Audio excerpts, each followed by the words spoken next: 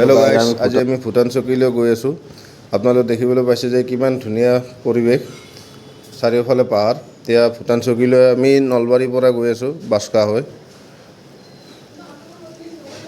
বাছকাৰ পৰা প্ৰায় 35 কিলোমিটাৰমান দূৰ যাব লাগে ইয়ালৈ, মানে বৰমাৰ পৰা আপোনাৰ 35 কিলোমিটাৰমান যাব লাগিব আৰু।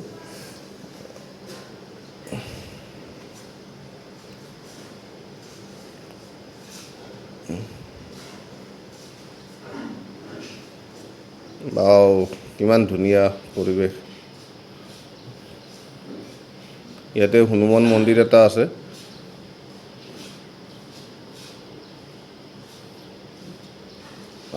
গাড়ী ইয়াৰ পৰা আৰু দিব নোৱাৰি, এইখিনি আপুনি আগৰ ফালে গ'লে আৰু ইয়াৰ পৰা খোজকাঢ়ি যাব লাগিব।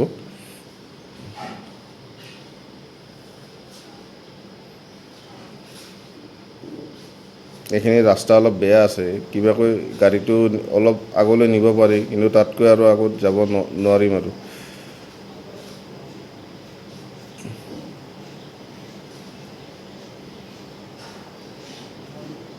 গাড়ীৰ পৰা নামি আমি খোজকাঢ়ি যাব লাগিব এইখিনি, যিহেতু গাড়ী নিব নোৱাৰি আৰু আগৰ ফালে।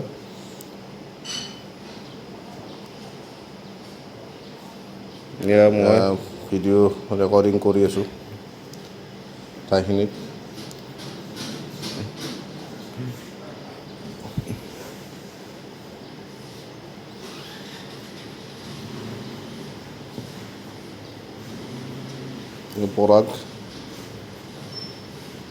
পৰাগ হাই কৈ দিয়া, হাই।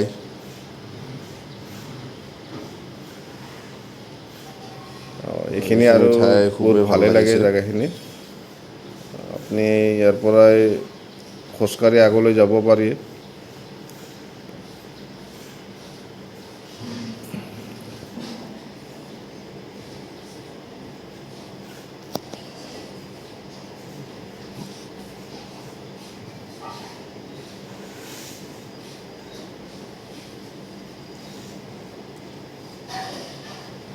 ধুনীয়া প্ৰাকৃতিক পৰিৱেশ এটা ইয়াতে দেখিবলৈ পোৱা যায়।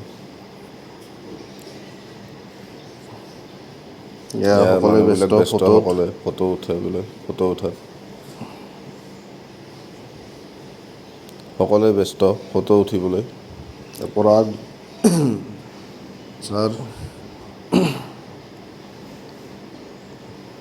দীপজ্যোতি, এয়া আছিল। আপোনালোকে যদি আহিব বিচাৰে আহিব পাৰে, বহুত ভাল ঠাই হয়।